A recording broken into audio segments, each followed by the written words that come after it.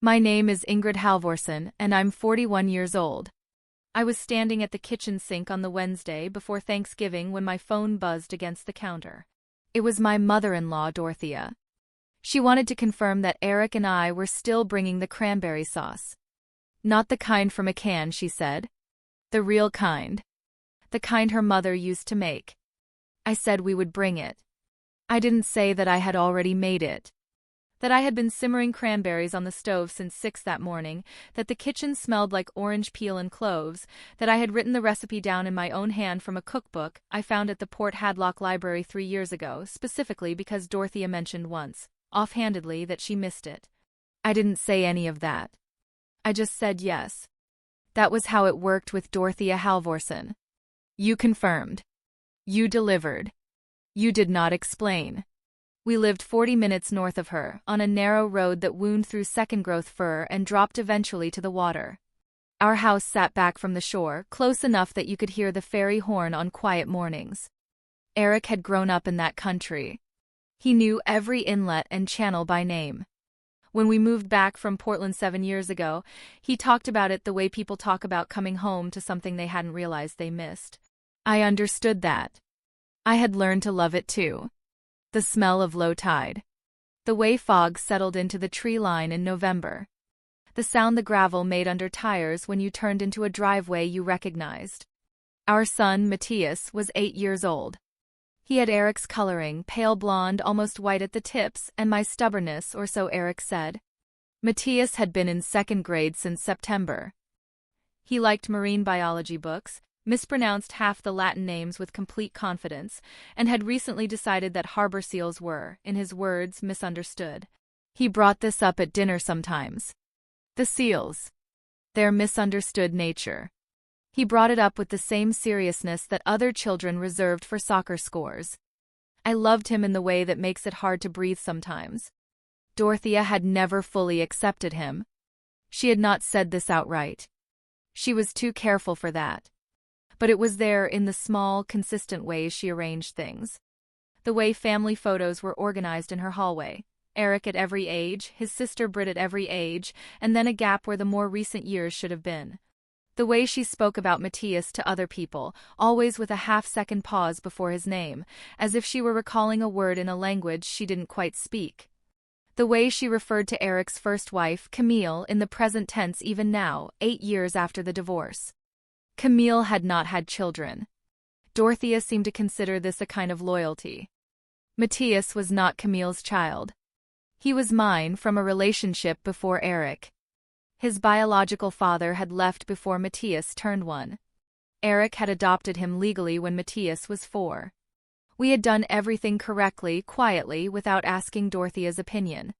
She had never forgiven us for not asking. There was something on my desk that Wednesday.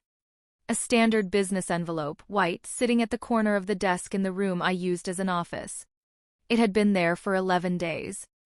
I had sealed it and unsealed it twice in that time and read what was inside and sealed it again. I had not decided yet whether it was something I was going to need or something I was going to put in a drawer and forget about. I looked at it when I went to get my phone charger that afternoon. I left it where it was. That evening, after the cranberry sauce was done and cooling on the counter, Eric came home from the boathouse. He had been finishing a hull drawing for a client in Sequim, a commercial gillnetter, the kind of vessel that had been his father's business before his father died and before Eric moved sideways into design. He came in with sawdust on his jacket and the particular quiet that settled on him at the end of a long day at the drawing table. I said, "How was it?" He said, slow. "The aft section is giving me trouble." I kept redrawing the same line. I said, "Did you eat?" He said, "I had something at the shop." I said, "We should eat properly tonight. Tomorrow will be a long day." He said, "Yes." He looked at the cranberry sauce on the counter. He said, "That smells good." I said, "It's her mother's recipe." He said, "She'll appreciate that." I didn't answer. He looked at me. He knew the look I wasn't giving him. After 8 years, he knew most of my silences by category. He said, "It'll be fine, Ingrid." I said, "I know." He said, "She's getting older. She doesn't mean half of what comes out." I said, "She means more than half." He was quiet for a moment. Then he said, I know. He went to change. I set the table for the two of us and called Matthias in from the living room where he had been lying on the floor with a marine biology book, a position he found optimal for concentration. He came to the table with the book still in his hand, which I told him to set aside. He set it aside with the specific reluctance of someone placing a bookmark in the middle of a thought. He said, Did you know harbor seals can hold their breath for 30 minutes? I said I did know that. He said some people don't know that. He paused. He said, Grandma Dorothea probably doesn't know that. I said, probably not. He said, I'm going to tell her tomorrow. I said, okay. He said, do you think she'll be interested? I looked at him across the table. His face was entirely serious. He had been thinking about this, I could tell, turning it over the way he turned things over, figuring out its possibilities, deciding to hope. I said, I think you should tell her. He said, okay. And he picked up his fork. After dinner, he helped clear the table without being asked, which was not always the case, and then went to the living room where Eric had started the puzzle of the Olympic Peninsula they'd been working on for 2 weeks. I could hear them from the kitchen as I washed up. Hood Canal, Eric said. Hood Canal, Matthias repeated carefully. Elwha, Eric said. Matthias said, the Salmon River. Eric said, that's right. I stood at the sink a moment longer than I needed to. Then I dried my hands and went to join them. I had worked as a marine operations coordinator for a mid-size shipping firm out of Port Townsend for the past 9 years. Before that I worked dockside scheduling in Tacoma, which was where I learned the actual mechanics of the job, berth assignments, vessel turnarounds, crew hour compliance, the particular arithmetic of getting cargo in and out of a port without grinding everything to a halt. It was not glamorous work. It was precise work. The distinction mattered to me. Eric ran a small naval architecture firm, just himself and 2 drafters, out of a converted boathouse in town. He designed commercial fishing vessels and the occasional private sailboat. He was good at it in a quiet, unhurried way. He didn't talk about his work much at family gatherings. He had learned over the years that Dorothea's interest in what he built was limited to whether it was going well in a financial sense, and even that interest had a ceiling. We had met at a marine trade dinner in Port Townsend 8 years ago. I was there representing my firm. He was there because the event organizer owed him a favor. We sat at adjacent tables and spent most of the evening talking about tidal charts and the particular difficulty of scheduling maintenance windows around commercial fishing seasons. It was not a romantic conversation in any obvious way. But I remember thinking, walking to my car afterward, that I had not had to explain myself once the entire night. He had just followed along. That felt like something. We were married in a small ceremony at a harborside venue in Hadlock 14 months later. Matthias was too. He wore a small blue tie that kept coming unknotted. Eric straightened it twice during the ceremony without being asked. Dorothea came to the wedding. She was gracious in her way. She kissed my cheek and told me the flowers were beautiful. She did not look at Matthias during the reception, not directly, though I noticed her watching him from across the room a few times with an expression I couldn't quite name. Not hostility. Something quieter than that. Something more like assessment. Eric's father, Gunnar, had died 4 years before we met. Heart failure. He had been a fisherman, a quiet man by all accounts, and Dorothea had organized her life around him so completely that his absence had left structural damage she hadn't finished repairing. She turned, after his death, toward Eric's sister Britt, who lived nearby and was willing to be organized around in the same way. And she turned in a different way toward Eric, toward the idea of Eric, the version of him that fit the life she had imagined. I did not fit that life. I had known this from the first time Eric brought me to her house for dinner. She had served salmon, perfectly prepared, and spent most of the meal asking Eric about a former colleague of his she seemed to hope he was still in contact with. She refilled my water glass twice. She did not ask me anything about my work until I mentioned the ferry terminal, and then only because she wanted to tell me about a delay she had experienced there once. I had smiled and listened. That was 6 years ago. I had spent the intervening years smiling and listening in Dorothea's kitchen, at Dorothea's table, in Dorothea's carefully arranged living room. I had watched her give Eric's sister Britt the quilt their grandmother had made. I had watched her tell Matthias once, when he was 5 and showed her a drawing he had done of a harbor seal, that it looked like a potato. She had said it lightly, almost playfully. Matthias had looked at the drawing for a moment, then folded it in half and put it in his pocket. I had said nothing. The anchor in all of it was Eric.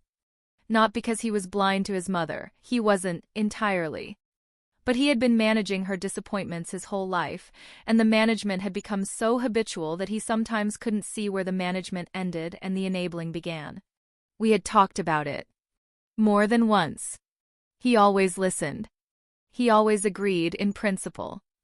And then Thanksgiving would come, or Christmas, or a birthday, and we would go because she was his mother and the alternative felt, to him, like a kind of tearing. I understood that too. I just understood it less every year. Before I went to bed that night, I walked past my desk again. The envelope was still there. I didn't pick it up. I turned off the desk lamp and went to bed. The Thanksgiving gathering was at Dorothea's house, 40 minutes south on the highway that ran along the water. It was the same house Eric had grown up in, a large cedar-sided place set back from a slough, with a covered porch that wrapped around 2 sides and a kitchen large enough to hold 8 people comfortably. Dorothea hosted every year. It was not a discussion. It was a fact like the tides. I had been contributing to those Thanksgivings since Eric and I got together. I brought the cranberry sauce every year. Not because I had been asked. I had started doing it after that first dinner, when I noticed Dorothea serving the canned kind and remembered her mentioning her mother's recipe. I bought fresh cranberries from the farm stand on Route 19. I simmered them with orange zest and a small amount of sugar, the way the recipe specified. I put them in a mason jar and drove them 40 minutes south, year after year. She had never commented on them directly. I also helped with the dishes after every gathering. Not in a performative way. I simply started doing them early in the marriage, and I had kept doing them every time. Dorothea's kitchen had a particular rhythm. Pots stacked in a specific order, the good plates dried by hand and not left in the rack, and I had learned that rhythm over the years without being taught. I knew which dish towels she kept for company and which ones she used every day. I knew the drawer where the good serving spoons lived. I knew to leave the cast iron skillet to soak only briefly, never overnight. I had learned these things by paying attention. In the years we had been together, I had also helped Eric's family in ways that did not happen at Dorothea's table. When Britt's furnace failed 2 winters ago, Eric and I covered the repair, $4,000 paid without announcement. Britt knew. Dorothea did not. When Gunnar's boatyard tools came up for division after a storage unit was cleared, I was the one who drove out to catalog them. Spent a Saturday afternoon sorting wrenches and caulking irons and a set of wooden planes older than Eric, and made sure they went to people in the family who would actually use them. Eric had been in Seattle for work. I had done it alone with Matthias in tow because it needed doing. Matthias had been 6 then. He had sat on an overturned bucket in the storage unit and handed me tools when I asked for them, naming each one as best he could. Hammer. Wrench. The long flat one. He had been very serious about it. I thought about that sometimes. When Dorothea's car needed a registration renewal 2 years ago, and she couldn't navigate the online system, I was the one who sat with her at her kitchen table for an hour and walked her through it. She thanked me when we finished. She said it was very complicated, the new system. I agreed that it was. I made her a cup of tea. We sat for a few minutes in the kind of silence that is not comfortable but is not hostile either, just the absence of anything to say. I drove home and did not mention it to Eric. The previous spring, when Dorothea's sister came to visit from Bellingham, I organized the meals. Not because anyone asked. Because Britt was working and Eric was finishing a hull design on a deadline and someone needed to make sure there was food for 3 days. I drove to the market twice. I made a pot of fish soup that fed 6 people. I set Dorothea's table with the cloth napkins she kept in the sideboard, the ones with the embroidered edge that I knew she considered the good ones. Her sister, Margaret, told me I had a lovely home. I thanked her and did not correct her. We were at Dorothea's house. I had spent 7 years building something in that family. Not a fortress. Not a case. just a record, in my own mind, of the effort I had made and the care I had brought and the distance I had quietly, consistently traveled to belong to something that was not sure it wanted me to belong to it. I put the envelope in my bag that morning before we left. I didn't decide to bring it. I just didn't decide to leave it behind. I drove that record 40 minutes south the Wednesday before Thanksgiving, packed in a mason jar and a covered dish and a small boy in a button-down shirt who had been practicing a fact about harbor seals that he wanted to tell his grandmother. He had worked on it the whole drive down. I watched him in the rearview mirror, mouthing the words. I didn't say anything. I just drove. The driveway was already full. Britt's minivan was parked closest to the porch, and 2 cars I didn't recognize were pulled up along the edge of the lawn. Dorothea had mentioned cousins coming down from Bellingham. She had mentioned it the way she mentioned most logistical details, as information, not an invitation to ask questions. Matthias unbuckled before I had the engine off. I told him to wait. He waited, one hand already on the door handle, watching the house through the windshield. He was wearing the button-down shirt he had picked himself, dark blue with small white checks. He had combed his hair that morning with water and a concentration that I found almost unbearable in its seriousness. Eric came around and got the dish from the back seat. I carried the mason jar. Matthias carried nothing, which he had negotiated on the drive down on the grounds that he needed his hands free to explain things, if explaining became necessary. I had agreed to this. The porch smelled like wood smoke and something roasting. Through the front window I could see movement, people crossing from the kitchen to the living room, a child I didn't recognize running past. Dorothea opened the door before we knocked. She was wearing a dark green blouse and the pearl earrings she saved for occasions. She kissed Eric on the cheek. She looked at me and smiled, the particular smile she had, the one that arrived slightly after the moment it should have, like a translation. "Welcome," she said. "Thank you," I said. She looked at Matthias. He looked at her. He said hello with the careful enunciation of a child who has been coached. She said hello back and stepped aside to let us in. Inside, the house was warm and crowded in a way that felt organized. Dorothea ran gatherings the way some people ran shipping manifests. Everything accounted for, everyone assigned a place, no item left without a purpose. The cousins from Bellingham were at the long table in the dining room, 2 of them, with their respective spouses, and a collection of children I tried to sort by age and gave up on. Britt was in the kitchen. I could hear her moving around, the particular rhythm of someone who had been in that kitchen her whole life and never had to think about where anything was. I set the mason jar on the counter. Britt looked at it and said, "Oh, the cranberry sauce." I said yes. She said, "Mom will be glad." I didn't answer. I started helping without being asked because that was what I did. The turkey was already resting under foil on the stovetop. Someone had made a green bean casserole, and it was sitting on the counter in a dish I didn't recognize, which meant it had come with the cousins. I found a serving bowl for the mashed potatoes Britt was finishing and set it to warm in the oven. I checked the gravy, which needed stirring. I stirred it. Dorothea came in and watched me for a moment. "You don't have to do all that," she said. "I know," I said. She nodded once and went back to the dining room. Matthias had found the other children. I could hear them in the living room, his voice, higher than the others, explaining something about seals. The other children seemed to be listening, or at least not actively leaving. I took that as a good sign. Eric was in the living room with Dorothea's cousins. I could hear the low register of his voice, the particular tone he used in social settings. Warm but measured, the voice of someone who has learned to be liked without expending too much of himself in the process. He was good at that. Better than I was. Dinner was called at 4:07 p.m. We moved from the living room to the dining room in the way these things happen, not all at once, not on anyone's clear signal, but gravitationally the way water finds its level. Dorothea directed traffic without appearing to. She pointed people toward chairs without pointing. She managed seating through suggestion and gentle physical proximity, and within 4 minutes everyone was seated in exactly the arrangement she had intended. Matthias was placed at the far end of the table with the other children. I was placed 2 seats from Eric, with Britt between us. I sat down and unfolded my napkin. Dorothea said grace. It was a short grace, Lutheran in its economy, and when she finished there was a collective release of breath around the table and the sound of serving spoons finding bowls. For a while it was fine. The food moved around the table. The cousins talked about road conditions coming down from Bellingham. One of them had a new job doing something with timber contracts and explained it at length to the end of the table that was listening. Eric asked a question about the ferry schedule and got an answer that turned into a story about a delayed crossing 2 summers ago. Britt refilled water glasses without being asked, moving around the table with the quiet efficiency of someone doing something they had done 10,000 times.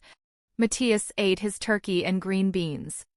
I watched him from my seat. He was sitting next to a boy a year or two younger than him, and they had been doing the careful sideways negotiation of children who are not yet friends but are considering it. The other boy had shown Matthias something on the edge of his plate, a particular arrangement of food that apparently meant something, and Matthias was studying it with the seriousness he brought to most things. I looked away. I refilled my own water glass. Across the table, Dorothea was talking to her cousin Margaret about the house. Specifically about what she planned to do with it eventually. She was using the word eventually the way people use it when they mean soon but don't want to say soon. She mentioned Britt. She mentioned the house's history, Gunnar's history, the family's history in this particular stretch of coastline. Her voice was measured and warm. She did not mention Eric. She did not mention us. I kept eating. It was Margit's husband, a broad, quiet man named Tor, who first asked about Matthias. He asked it across the table, directly, in the way that people from outside a family's particular architecture sometimes ask the obvious question. He said, "And the boy, he's yours?" He was asking me. I said yes. I said that Eric had adopted him 4 years ago. Tor nodded. He said, "Good boy. Seems sharp." I said he was. Dorothea had gone still at the head of the table. Not visibly. Not in a way that anyone not watching her closely would have noticed. But I was watching. She picked up her fork. She cut a piece of turkey. She set the fork down again. Then she said very quietly to no one in particular, "It's a complicated thing, isn't it? Blended families." The table shifted slightly. The kind of shift that isn't physical. Tor said, "Oh, families are always complicated." Dorothea smiled. She said, "Yes. Of course." She looked at Matthias then. He was not looking at her. He was explaining something to the boy beside him, gesturing with his fork in a way I would normally have corrected. I let it go. Dorothea said, "Matthias." He looked up. She said, "Are you enjoying the food?" He said yes. He said the turkey was really good. She said, "Your mother made the cranberry sauce." He said he knew. He said it was his favorite. Dorothea said, She looked at the mason jar, which had been spooned out and placed at the center of the table. She said, "It's a simple recipe." I didn't answer. She wasn't looking at me. The conversation moved on. Or seemed to. The cousins started talking about a property dispute involving a shared dock access somewhere near Anacortes, and that occupied the far end of the table for several minutes. Britt said something to Eric about a mutual friend from high school. I ate my food and listened to Matthias explain, to the boy beside him, that harbor seals could hold their breath for up to 30 minutes. The boy said, "No, they can't." Matthias said, "Actually, they can. Some of them." The boy said, "That's a long time." Matthias agreed that it was. I was refilling my water glass for the second time when Dorothea spoke again. She said, "Matthias, don't slouch." He straightened. She said, "And don't wave your fork when you talk. It's not polite." He put the fork down. His ears went pink. I set the water pitcher down carefully. Dorothea said it the way she said most things. Not unkindly, not sharply, in the tone of someone doing the obvious and necessary work of correcting a child's manners. It was the tone that made it impossible to object to without seeming unreasonable. I knew that tone. I had been absorbing that tone for 7 years. A few minutes passed. The property dispute near Anacortes was resolved, narratively at least, and the table's attention redistributed. One of the Bellingham children asked if there was pie and was told to wait. Dorothea got up to check something in the kitchen and came back with a small dish of something I didn't recognize that she set near Margot. Then Matthias knocked over his water glass. It was a small glass, mostly empty. The water spread across the tablecloth in a thin sheet and soaked the edge of the boy beside him's sleeve. It was the kind of accident that happens at every family dinner that has ever involved a child. The kind of thing that is over in 30 seconds. Dorothea turned from the far end of the table. She looked at Matthias. She looked at the spilled water. She looked at the tablecloth. She said Matthias. Just his name. The way you can say a name and have it mean several things at once. He said, I'm sorry. It was an accident. She said, that tablecloth was my mother's. He said, I'm sorry. She said, sorry doesn't fix the stain. Britt got up and went to the kitchen for a cloth. The table was quiet in the way tables get quiet when something is happening that no one is sure how to address. I said, it will come out. Cold water on linen usually takes it right out. Dorothea looked at me. She said, you know a lot about my mother's things. I said, I know a lot about linen. She held my gaze for a moment. Then she looked back at Matthias. He was sitting very still with his hands in his lap. Britt came back with the cloth and pressed it to the tablecloth. She worked quietly and efficiently. The stain wasn't bad. It would come out. The table started to breathe again. Someone asked about the pie. Dorothea said after dinner, with the patience of someone who had already said it once. The cousins' conversation reformed around something else. Eric looked at me from 2 seats down and I looked back at him.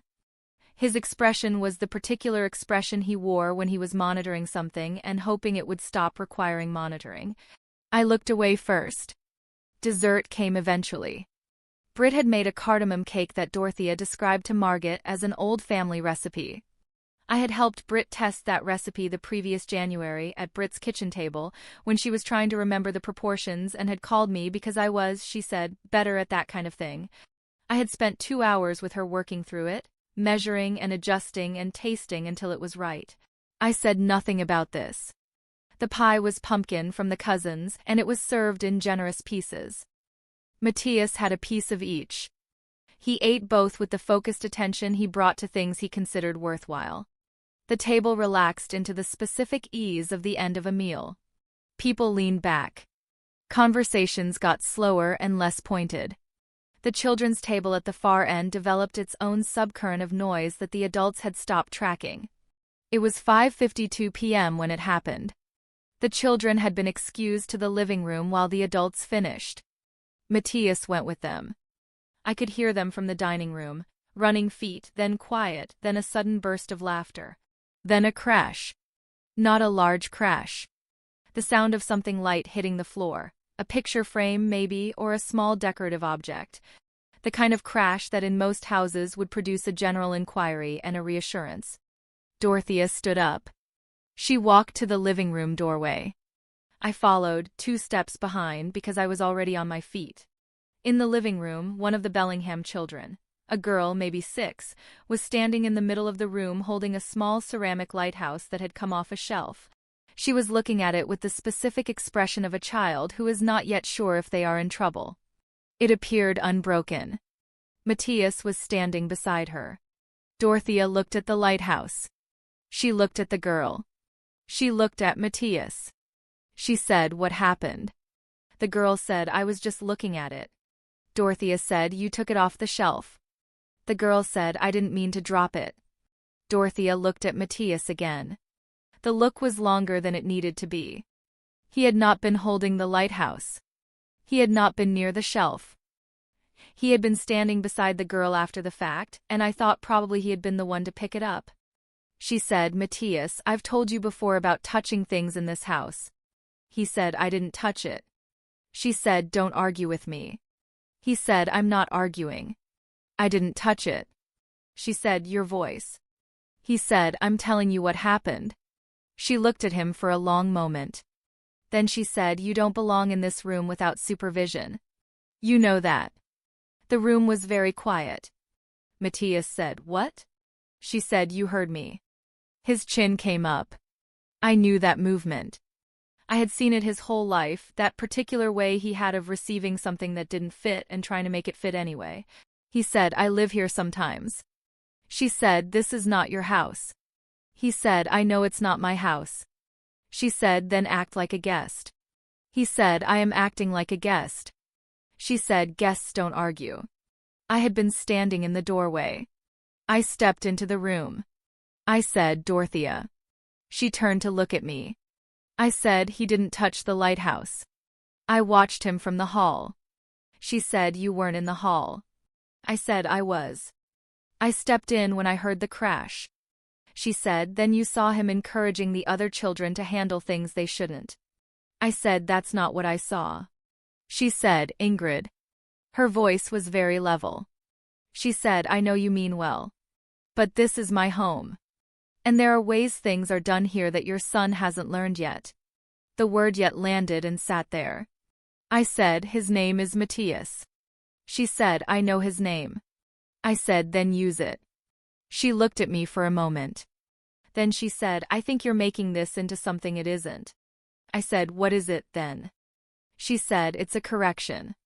Children need correction. That's not an attack. I said, he didn't do anything. She said, you weren't there. I said, I was there. We stood looking at each other. Matthias was very still. The Bellingham girl had set the lighthouse back on the shelf and was now standing near the door to the kitchen watching us. Dorothea said, I've tried, Ingrid. You know I've tried. I said, tried what? She said, to include him. To make him feel welcome. But there are limits to what a family can absorb. You have to understand that. I said, he is family. She said, legally. Yes. The word legally. I heard it the way you hear a sound that you know is significant but can't place immediately, and then you place it and everything around it reorganizes. I said nothing. She said, Eric was married before. This family has a history. A shape. And I respect what you've built, I do. But Matthias, she paused, Matthias is not part of that shape. Not really. You can't just place a child into a family's history and call it done. I said, we didn't place him. Eric adopted him. She said, I know. I said, 4 years ago. She said, I know, Ingrid. I said, with your knowledge. You came to the courthouse. She said, of course I came. I said, then what are you saying? She looked at me with the expression she had been wearing, in one form or another, for 7 years. The expression that said she was being patient with something she found difficult. She said, I'm saying that belonging is earned. It's not assigned. And the boy, she stopped and corrected herself, Matthias is 8 years old. He has time. That's all I'm saying. I looked at her. She held my gaze. Then Matthias said, I'm not a boy. We both looked at him. He said, I mean, I am. But that's not what you mean when you say it. Dorothea said, Matthias. He said, you mean something else. She said, that's enough. He said, you've never. And she turned and she hit him. Not a strike. Not a punch. The flat of her hand across his cheek, fast and sharp and completely without warning, the way you might swat a fly that had been circling too long. The sound of it was very small. Matthias went sideways. Not far. He caught the edge of the sofa with one hand, but his feet came off the floor for a half-second and then he was standing again, one hand pressed to his face, staring at her. The room had no sound in it. Dorothea's hand came down to her side. She said, that's enough. Matthias's eyes were wide. Not crying. Not yet. The particular face of someone receiving information they don't have a category for yet. I looked at my son. I looked at his face. I looked at the mark on his cheek, which was already going pink. Something went very quiet in me. Not the kind of quiet that is peace. The kind of quiet that is a door closing. Dorothea said, he needs to learn. I said, stop. She stopped. I went to Matthias. I put my hand on his shoulder. I looked at his face. The mark was there. His eyes were still dry, but his jaw was working the way jaws work when someone is deciding whether to cry and choosing not to. I said quietly, are you okay? He nodded once. Very small. I straightened. I looked at Dorothea. I said nothing. The room around us was still. The Bellingham girl had gone somewhere. I could hear the dining room from the far side of the house, the sounds of adult conversation continuing unaware. I could hear the wind outside, the rain that had been coming in since morning. Dorothea said, "I've raised children." "I know what." I said, "Stop talking." She stopped. Eric came in. He had heard something, the crash, maybe, or the silence that followed. He stood in the doorway and looked at Matthias's face and looked at Dorothea and looked at me. He said, "What happened?" I let the silence hold. Dorothea said, "The boy was." I said, "Her name is Dorothea." She struck Matthias across the face with her hand. Eric looked at his mother. She said, "Eric, he was being." Eric said, "Mom." She said, "He was being disrespectful and I." Eric said, "Mom. Stop." She stopped. The three of us stood there. Matthias was still beside me, my hand still on his shoulder. Dorothea said, "In 40 years I have never." I said, "You just did." She looked at me. I looked at her. My bag was in the front hall. I had put it on the bench by the door when we arrived, the way I always did. Inside it was my wallet, my keys, and the envelope that had been sitting on my desk for 11 days. I said, "Eric, please get Matthias's coat." Eric said, "Ingrid." I said, "Please." He went. Dorothea said, "You're overreacting." I didn't answer. She said, "This is a family matter, Ingrid. This is between." I said, "I'll be in the dining room." I turned and walked out of the living room, down the short hall, into the dining room where the cousins from Bellingham were still seated, two of them now looking toward the hall with the alert, uncertain expressions of people who have heard something they can't quite account for. I sat down in my chair. I picked up my glass of water. I set it down. Margaret said, "Is everything all right?" I said, "Yes." I was not all right. But that was not a category I was willing to open at Dorothea Halvorson's dining room table. I reached into my bag. I found the envelope. I set it on the table in front of me, face down. I did not open it. Not yet. Eric came back with Matthias's coat and his own jacket. He set them over the back of a chair. He sat down next to me, not 2 seats away where he'd been before, directly next to me, and he put his hand on the table near mine without touching it. Dorothea came in last. She sat at the head of the table. She looked at the envelope. I looked at her. The rain on the window. The smell of wood smoke. The sound of children's voices in the living room, distant and ordinary. I reached for the envelope. I slid it across the table toward the center. The envelope was a standard business size, white, unsealed. I had sealed it and unsealed it twice in the 11 days since I printed what was inside it. The second time I unsealed it, I had read it again, standing at my desk at 6:42 a.m. with a cup of coffee going cold beside me, and I had thought about whether I was doing the right thing. Not whether I had the right. I knew I had the right. I thought about whether it was the thing I actually wanted to do, or whether I was still hoping, even then, that it wouldn't come to this. I had sealed it again and put it in my bag. Now it was on the table. Dorothea was looking at it the way she looked at most things, with controlled attention, her face composed, her hands in her lap. Margaret and Tor were still at the table. Britt was still there. One of the other cousins, a woman named Solveig who had not said much all evening, was sitting at the far end with her husband. They were all looking at the envelope. Eric's hand was near mine on the table. He said, "Ingrid." "What is that?" I said, "It's something I've been carrying for a while." He said, "What does that mean?" I said, "It means I've been waiting to need it." Dorothea said, "This is not the time or place for." I said, "I think it is, actually." She stopped. I looked at her. I said, "You told Matthias tonight that belonging is earned, not assigned. You said he wasn't part of this family's shape. You said there are limits to what a family can absorb." She said, "I was speaking frankly. In a difficult moment." I said, "Yes. You were." I said, "You also struck him." The table was very still. Dorothea said, "I corrected him." I said, "You struck my 8-year-old son across the face." She said, I said in front of witnesses. She looked at the people at the table. Her composure was still there, but it had edges now.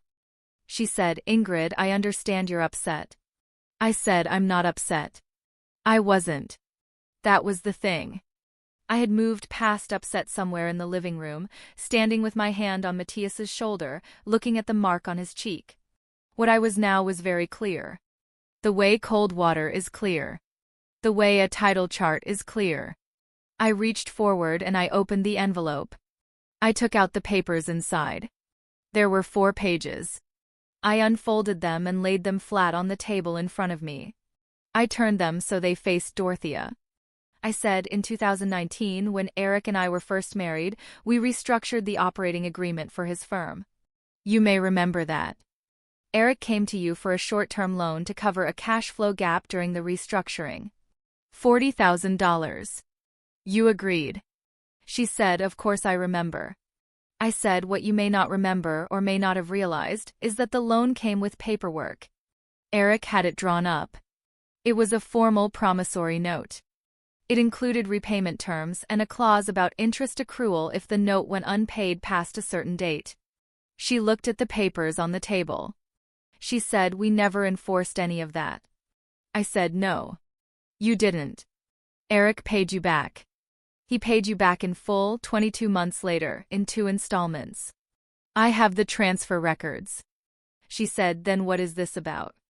I said, this isn't about the loan. I let that sit for a moment. I said, this is about the boathouse. The word landed differently than the others. I could see it in her face, the small reorganization behind her eyes. She said, what about the boathouse? I said, 3 years ago, when Eric's firm needed more space for the drafting work, he proposed converting the old boathouse at the edge of your property. You said yes. You said it was his to use. He put in a new floor, new electrical, new windows. He did most of the work himself. He and I did most of the work ourselves, actually over 8 weekends from April through June. We have the receipts. The materials came to a little over $19,000. The labor, if you priced it at market rate for finish. Carpentry and electrical was closer to another 12. Dorothea said that was an informal arrangement. I said yes. I said the informal arrangement was that Eric would use the space and eventually the boathouse would pass to him as part of the property, which you told him would come to him on your death. You told him that. In front of Britt. In front of me. Dorothea said that was a conversation, not a contract. I said, I know. I let that sit too. Then I said, 4 months ago you changed your estate documents. You left the property to Britt. The whole parcel, including the boathouse. Eric's firm is currently operating out of a space he improved with his own hands and his own money and a verbal promise that has since been quietly removed. The table was completely silent. Britt made a sound. Not a word. A sound. Dorothea said, estate decisions are private. This is not. I said, I'm not here to argue your estate decisions. You can leave your property to whoever you choose. That is absolutely your right. She said, then what? I said, I'm telling you what I know. And I'm telling you that what I know has been sitting in an envelope in my bag for 11 days, and I have been waiting, this whole time, to see whether tonight would be the night I needed to take it out.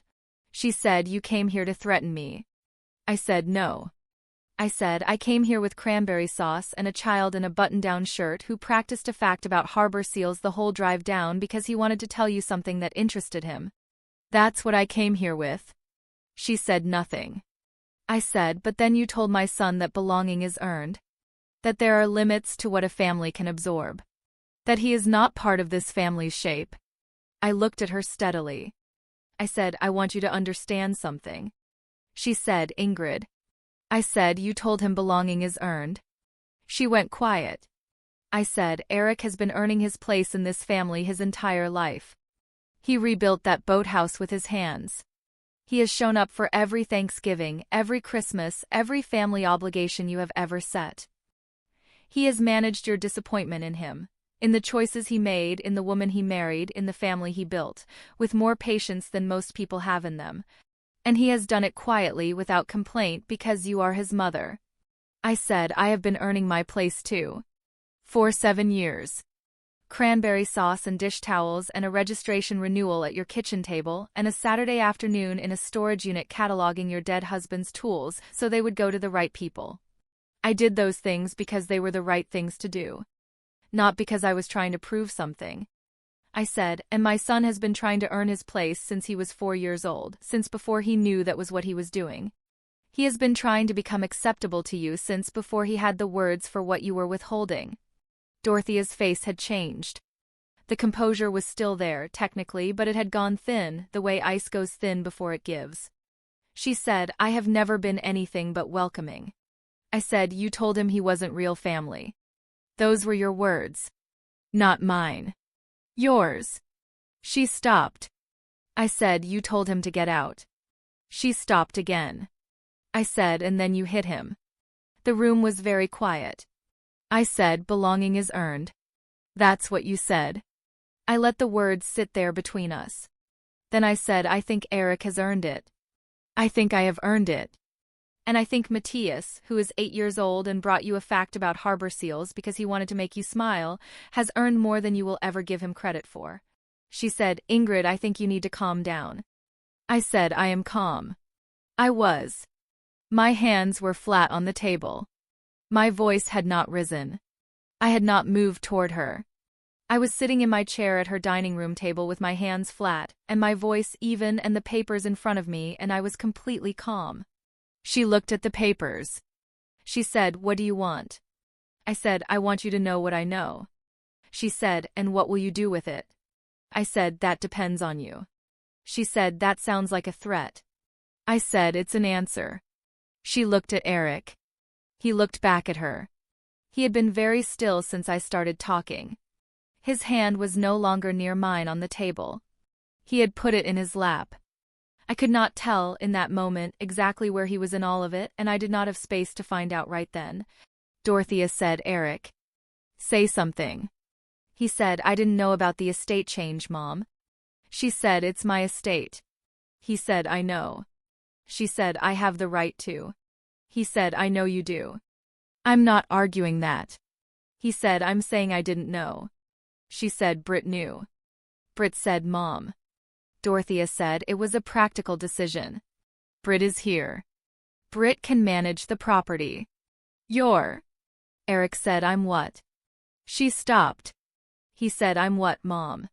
Say it. She said, you've built a different life. He said, yes. I have. She said, that's not a criticism. He said, it sounds like one. The table sat in that for a moment. Then Dorothea looked at me. She said, you've been carrying this for 11 days. I said, yes. She said, waiting for me to do something. I said, waiting to see if I needed to. She said, and tonight you decided you did. I said, tonight you told my son he wasn't real family. Tonight you struck him across the face. Tonight you called belonging a thing that can be earned and then withheld at your discretion from a child who has never done anything to earn your silence. I said, yes. Tonight I decided I did. She looked at the papers. She looked at me. She said, what do you want from me? I gathered the papers. I folded them. I put them back in the envelope. I said, you told him there are limits to what a family can absorb. Those were your words. I'm giving them back to you. She said nothing. I said, and I want you to understand that my son, who is 8 years old, who has his father's name legally, who has been sitting at this table since he was too small to see over it, has earned more from this family than you have ever given him. I stood up. I said, you told him to get out. I picked up the envelope. I said, so we will. I looked at Dorothea one last time. Her plate was in front of her, half finished, the fork angled across it the way you set a fork when you didn't finish on purpose. Her hands were in her lap. The pearl earrings. The dark green blouse. The particular expression she had, not cruelty now, not composure. Something older than both of those. I turned and walked out of the dining room. In the front hall, Matthias's coat was on the bench where Eric had set it. I held it open for him. He pushed his arms through without being told, without drama, with the specific quiet of a child who has understood that something is happening and that the right thing to do is not add to it. He said, "Are we leaving?" I said, "Yes." He said, "Okay." I said, "Are you all right?" He thought about it. Genuinely thought about it, the way he thought about things. He said, "I think so." I said, "Okay." I buttoned the top button of his coat because it was raining outside and he always forgot. He submitted to this without complaint.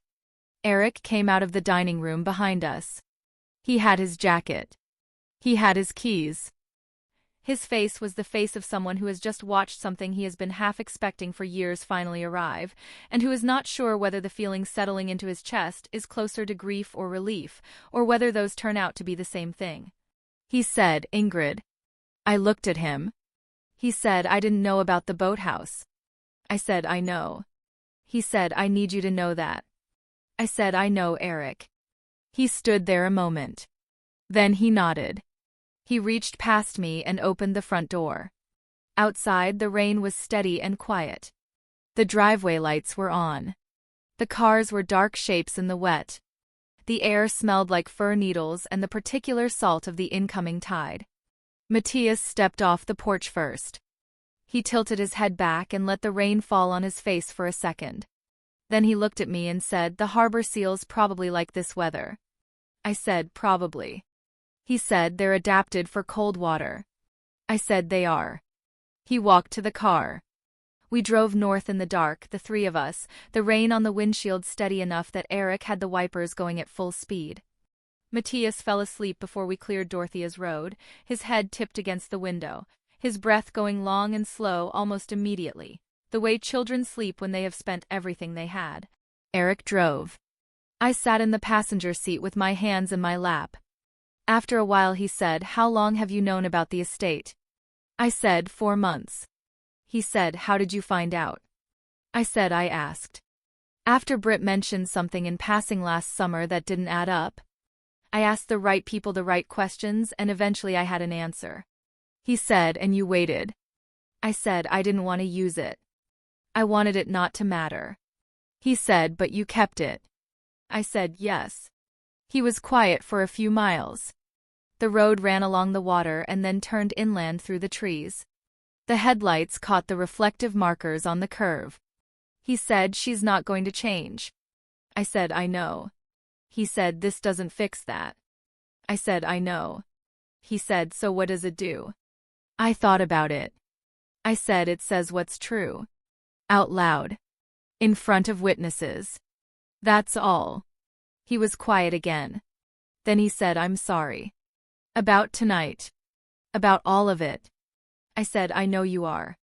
The ferry horn sounded somewhere in the dark, out over the water, one long note and then silence. Matthias didn't stir.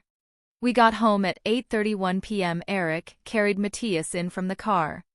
He got him into pajamas with the practiced efficiency of a man who had done the bedtime routine thousands of times and could manage it half asleep himself. Matthias woke up enough to brush his teeth and then was gone again, his face pressed into the pillow, one arm hanging off the edge of the mattress. I stood in his doorway for a moment. The mark on his cheek had faded. In the lamplight it was barely visible, just a slight warmth in the skin, the ghost of something that had happened and been survived. I pulled his door halfway closed. Downstairs, I put the cranberry sauce in the refrigerator. We had brought it home with us, still mostly full. I put the lid on the mason jar and set it on the shelf and closed the door. I went to the kitchen table and sat down. Eric's grandfather's caulking iron was on the windowsill. It had been there since the day I catalogued the tools at the storage unit.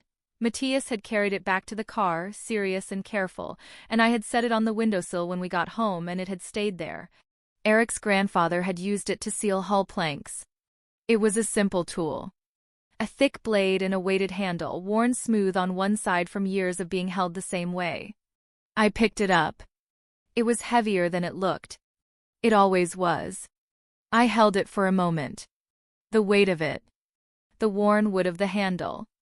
The way it fit in my hand in a way that had nothing to do with me, that had been shaped by someone else's use over decades, and yet felt right. Some things take a long time to become what they are. That's not a flaw. It's just the way things are made. I set it back on the sill.